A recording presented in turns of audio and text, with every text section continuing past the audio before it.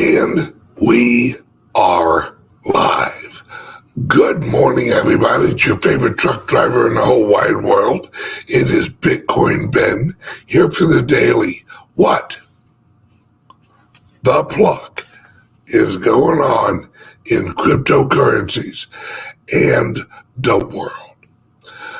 My friends, let's all have a moment of silence for our good friend at the SEC, Gary Gensler, because he basically got his soul eaten yesterday.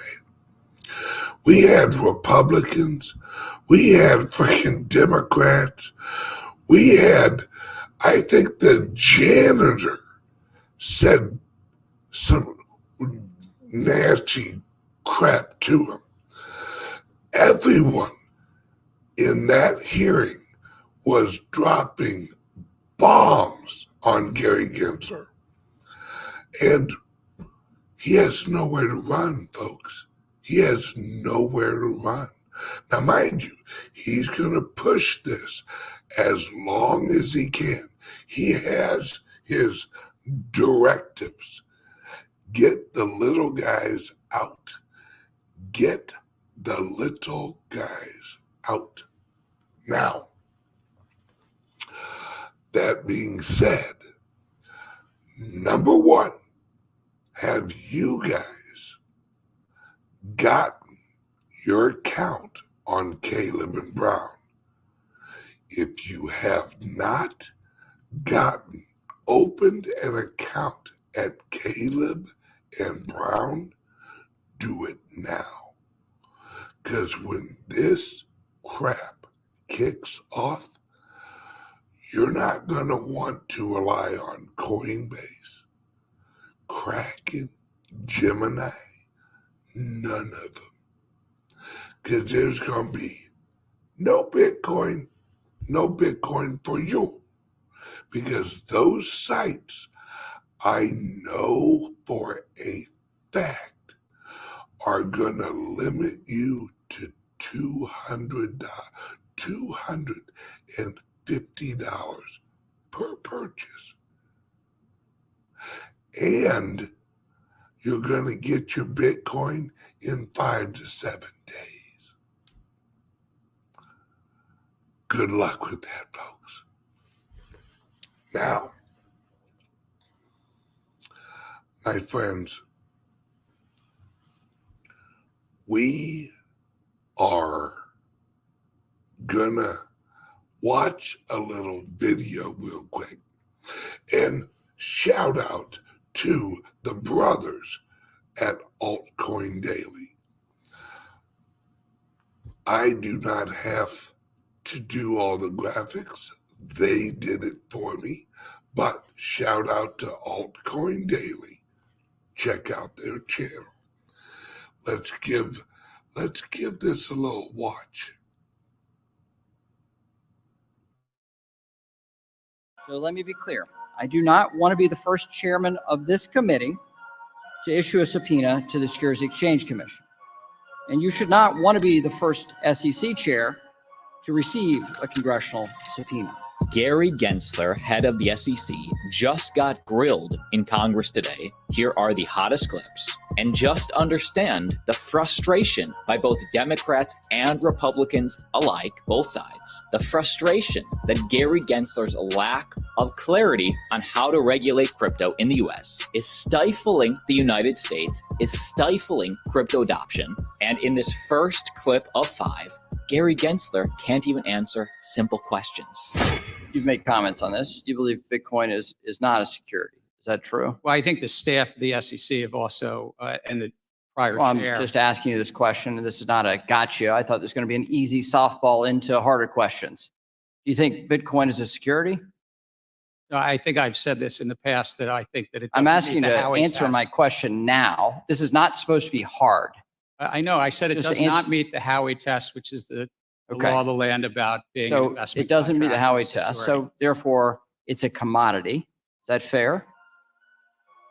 I would say it's not a security, and then the test is otherwise for other Okay. laws. And did you notice?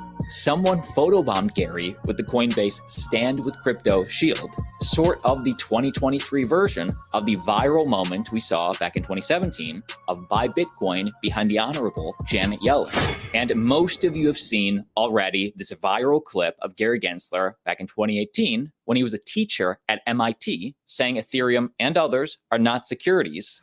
Bitcoin, Ether, Litecoin, Bitcoin Cash. Why did I name those four? They're not securities. Well, which Gary Gensler should the public believe? I'm confused. At which Gary Gensler, the American public, should believe? The academic version, who spoke glowingly about the power of technology to help more investors participate in U.S. and global capital markets? Or the SEC version, who apparently thinks all use of any technology by broker-dealers and investment advisors is inherently conflicted, and firms should just stop using technology altogether. Chair Gensler, could you please briefly explain this change in your views? I thank you for the question, a clever question. It's the same Gary Gensler. It's not my identical twin brother, Rob, or anything. It's me. And how about this? If I were to purchase a tokenized Pokemon card, which they have now, that's real, on a digital exchange via a blockchain, is that a security transaction? Suppose I were to purchase a Pokemon card. Would doing so constitute a security transaction? You could purchase a Pokemon card. I don't know what the context is, but if you're just purchasing a Pokemon card. If I purchase a Pokemon card, is that a security transaction? Store, that's not a security. Okay. If I were to purchase a tokenized Pokemon card on a digital exchange via a blockchain, is that a security transaction? I'd have to know more. Okay, so for you, the process of tokenization is what transforms a non-security transaction into a security transaction? Look, if the investing I thought you were public- technology neutral. If the investing public is anticipating profits based upon the efforts of others and they're exchanging funds, that's the. And it started so much worse. Gary Gensler can't name a court ruling that supports his entire theory on the case on crypto. In August, there were 6 law professors from law schools as preeminent as Yale who came to the following conclusion, quote, "No decision of the Supreme Court has ever found that a scheme that does not involve a contract could qualify as an investment contract." And so do you disagree with that statement? And if so, could you please cite a decision of the Supreme Court that has found an investment contract in the absence of an actual contract? The SEC has been in front of multiple courts, and investment contract has been.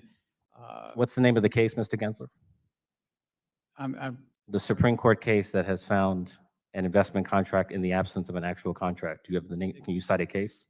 The SEC over the decades, whether it's Can you cite a chinchillas, case? whether it's whiskey caskets, whether it's crypto, if the public is investing based upon the efforts of others. I find it telling that you cannot cite a single case. That's a security. Not a single. How about a Second Circuit case? Can you cite a single Second Circuit case I that found an investment contract in the absence of a contract? understand where you're trying to go, and I'm going to leave that to the very fine attorneys at the SEC in front of courts. But I'm saying the core principle. Mr. Gensler, this is a field. this is. Let me finish. This is a question to which you should know the answer, because the definition of an investment contract is the central issue. That's what determines the extent of your authority. That's what determines the applicability of federal securities law to crypto transactions. And your inability to answer that question is baffling to me. And of course, a brand new clip of U.S. Congressman Tom Emmer, not to be confused with the clip we shared with you a few days ago. But in this new clip, U.S. Congressman slams the SEC Chair Gary Gensler for attacking crypto. Do you believe the vast majority of digital assets meet the investment contract test and are therefore securities operating illegally outside of the U.S. regulatory umbrella? As I've said, many of these assets are basically the public is anticipating Sir, is that profits a yes? based on the efforts of others. Is the answer then yes? Again, without prejudging anyone, I do think that the significant Reclaiming my majority time. are I'll take it as a investment yes. And to be contracts. clear, sir, this perspective has nothing to do with a concern you noted in a speech last year where you said, quote, Over the past year, several bank executives have shared their concerns with me about the sheer number of depositors who have moved money from their bank accounts into crypto-related exchanges and wallets, end quote. Right? The concern that those bank executives raised was that Again, I'm those reclaiming my time, customers were sir. getting No, hurt. in I've the asked you to market. answer the questions as short as I can so I can use the time I have. And it's clear that you would like to avoid answering the questions, in my opinion. An Obama-appointed judge in the Southern District of New York, a bank-friendly jurisdiction where you bring most of your cases, recently found that decentralized financial technology, quote, not only removes the so-called middlemen from these transactions, but it also allows users to interact through a variety of methods in an easy and efficient manner, end quote. The court also said underwriters like the ones at banks where you work, sir, are, quote, precisely the types of individual roles that decentralized exchanges were designed to eliminate, end quote. Mr. Gensler, can you assure this committee that your style of regulation by harassment towards digital asset innovation is to the benefit of every American and not driven by your desires to protect industry incumbents? This is a field that's rife with fraud and manipulation, and I'm looking out for the American investors who've been hurt by the crypto. Yeah. I'll reclaim fraudsters my and time. Mr. scammers. Gensler, despite your years of rhetoric, like today, I'm convinced you are not an impartial regulator. Instead, it's clear that you are working to consolidate your own power, even though it means crushing opportunities for everyday Americans and, frankly, the financial future of this country. Even the federal courts are highlighting the damage you, sir, are doing to our constituents, and they're telling you that you don't have the legal authority to accomplish your goal of squashing competition in the financial markets. Congress has been telling you that too. Now, Mr. Gensler, I believe our great financial system is the definition of freedom in this country. And congressional policies must provide room for the traditional financial system to evolve alongside the disruptive digital asset ecosystem. That said, it cannot be understated that a common theme throughout your career, sir, is your relentless loyalty to the largest financial institutions at the clear expense of innovation, competition, and everyday Americans. I yield back. I suspect some large financial institutions Somebody would not yells agree back. with that. There's no question, sir. And yes, the SEC is responsible for the spot Bitcoin ETF approval or delay. We just got another delay, but in this final clip that's possibly going the most viral, Congress pushes Gary Gensler hard on his FTX connections.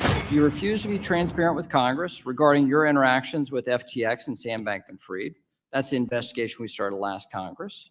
Finally, your lack of responsiveness to this committee's legitimate oversight continues to be unacceptable. And I want to finish here. In February, the committee made multiple requests for documents to the Securities Exchange Commission. This is normal congressional oversight. Yet 7 months later, the committee has not received a single non-public document that was not part of a FOIA production. As I said, our patience is wearing thin. The SEC is not above the law, nor is it unique. Other financial regulators have routinely complied with congressional oversight. So let me be clear. I do not want to be the first chairman of this committee to issue a subpoena to the Securities Exchange Commission. And you should not want to be the first SEC chair to receive a congressional subpoena. Either we find a path forward where the SEC recognizes Congress as a co-equal branch of government and is responsive to our oversight duties, or my option is to issue a subpoena. It's time for you to consider the lasting consequences of your actions, and what that means to the Securities Exchange Commission's reputation long-term. While your time in this role may be temporary, the repercussions for your actions may be permanent for the agency.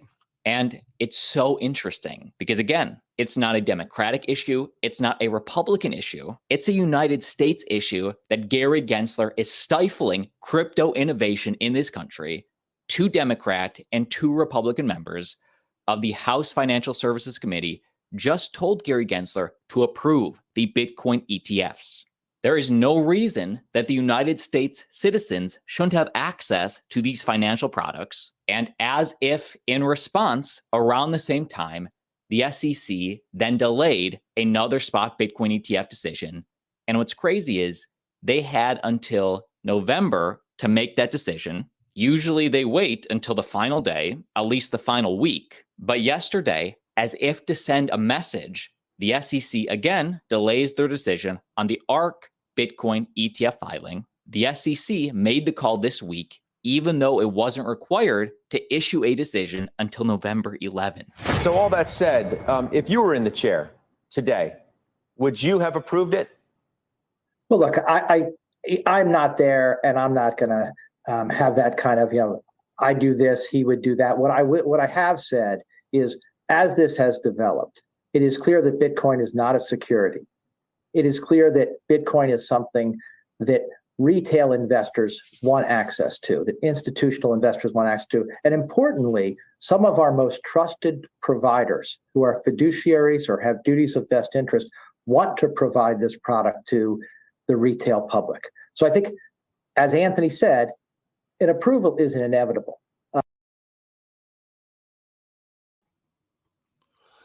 Now, listen to what he said. This is extremely important. Agents that have fiduciary obligations. Let's play it again.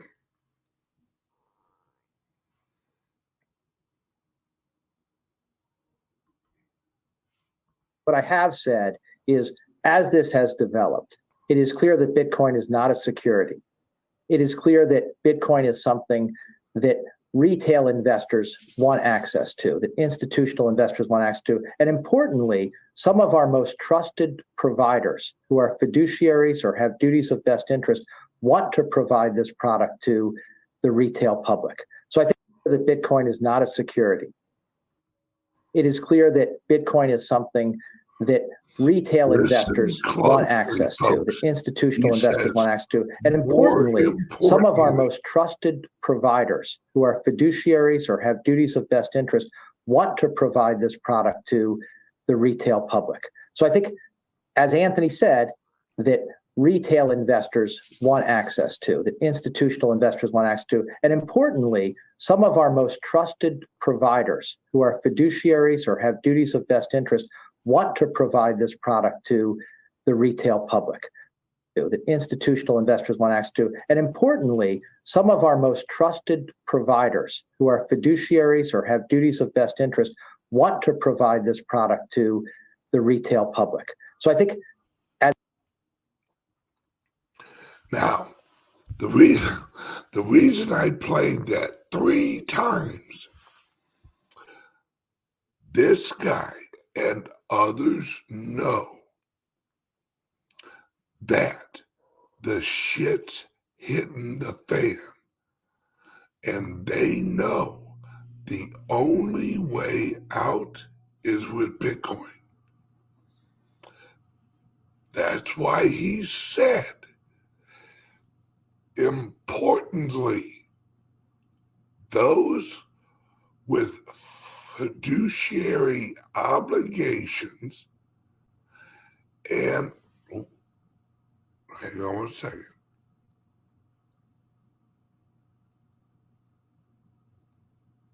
providers who are fiduciaries or have duties of best interest want to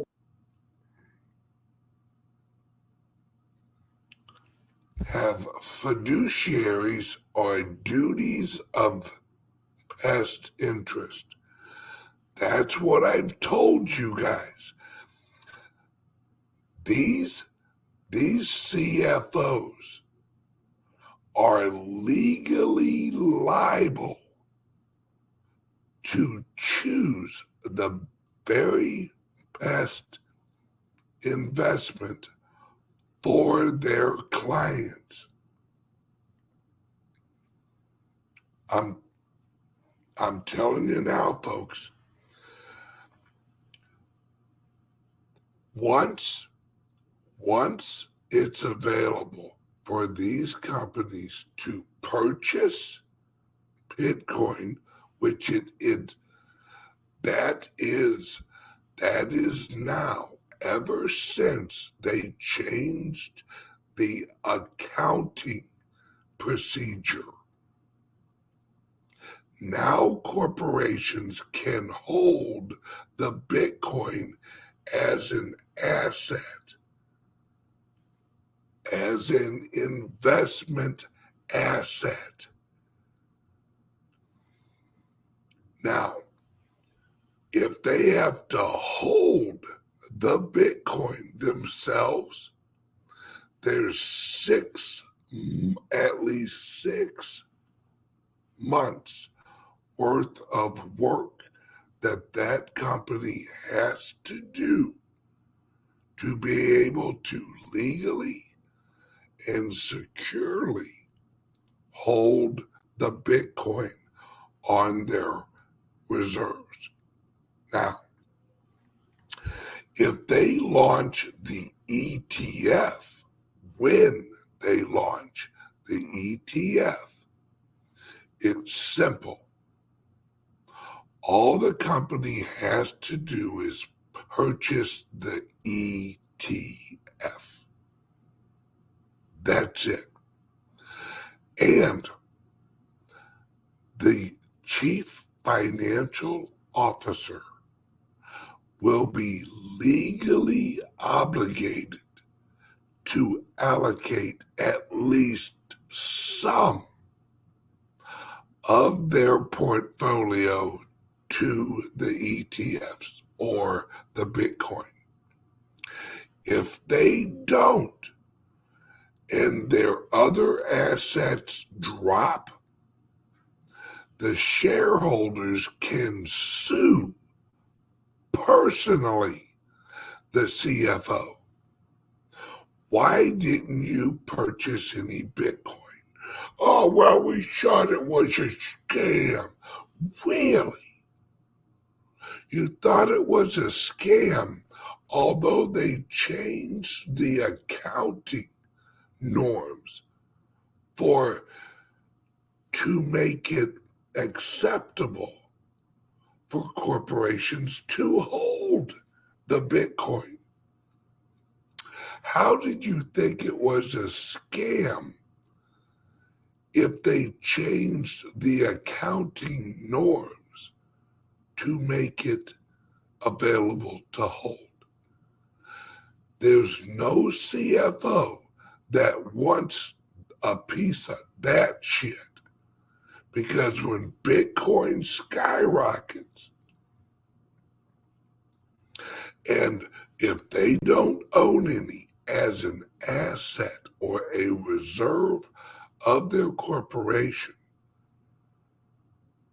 they're going to get sued. And they know it. Because as the other assets drop and the Bitcoin gains, they have no argument. There's no legal argument, my friends. If you don't see what's coming, I don't know. Here, use my glasses. They're magic glasses.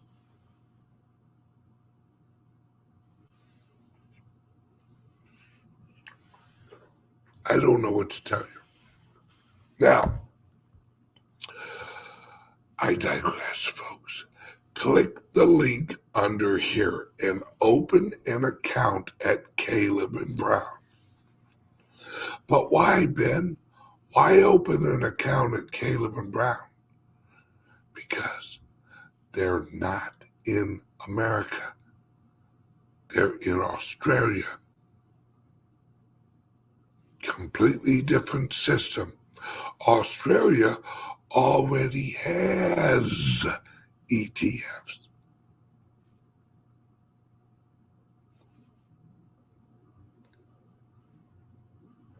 My friends,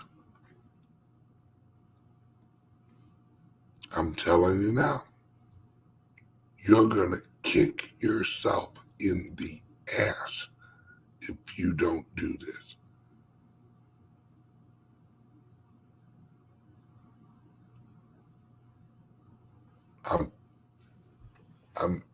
I'm just saying, folks. I'm just saying. And Edward, you are absolutely right. This is paramount. This is All right, now, before we go to a word from the sponsor, I want you to see something.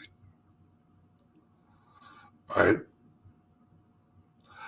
I upload my show on X22's website all the time.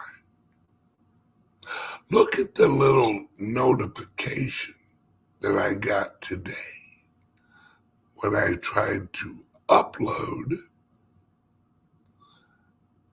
to X22's website.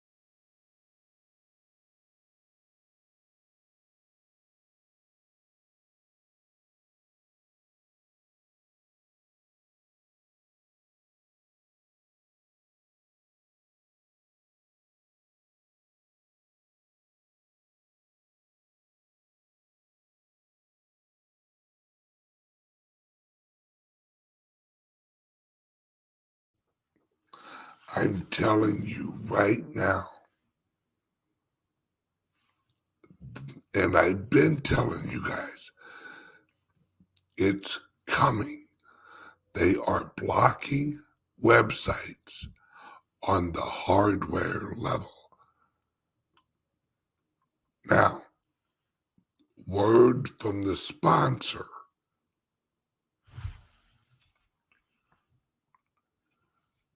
My friends, get one of these now. Introducing the Liberty Laptop, your gateway to online anonymity. Engineered with your privacy in mind, the Liberty Laptop comes equipped with cutting-edge security features, ensuring that your data remains yours and yours alone. No more worries about your personal information being shared without consent. Say goodbye to prying eyes and third-party snoops. Enjoy your online freedom with advanced privacy settings, protecting your every digital move, all at your fingertips. With the Liberty Laptop, you control what others see and don't see. We customize your privacy settings and let only what matters most to you be shared. No more concerns about unwarranted surveillance. We put the power back in your hands. No unwanted access through the laptop's camera and microphone. Powered by the latest technology, the Liberty Laptop ensures performance while respecting your personal boundaries. The Liberty Laptop. Your control. Your privacy. Your world. Visit calixsolutions.io to experience true personal freedom today. And we're back. Now, my friends, I'm telling you right now, guys, this is coming more and more. All right, for those of you not aware, they're going after Elon Musk. The United Kingdom and Europe is going after Elon Musk big time right now. They're going to block Twitter. They're going to block all of your usual sites. The only way to get around them, because remember, they're not going to block your browser. They're going to block it with the hardware, with the laptop. Right? Hang on one second. All right. Those of you on YouTube, click the link under here and join the Patreon or join the SUBSTACK channel for the rest of the full video.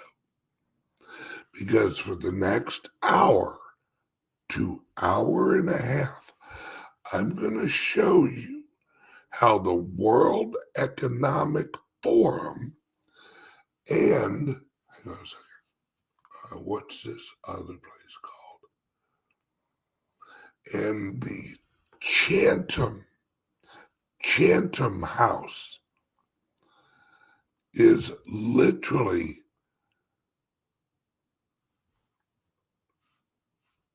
doing some very not good stuff. You will own nothing, but you will be happy.